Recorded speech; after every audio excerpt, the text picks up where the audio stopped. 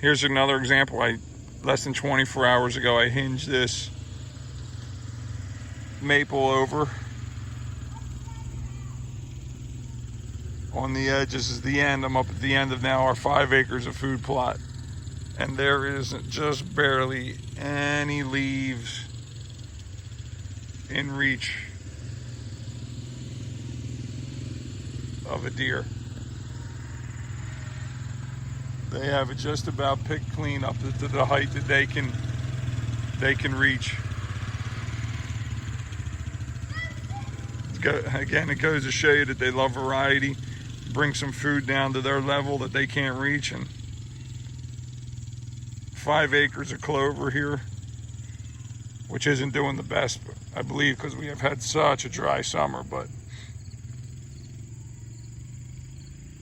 they pick all this clean in less than one night, less than 24 hours ago.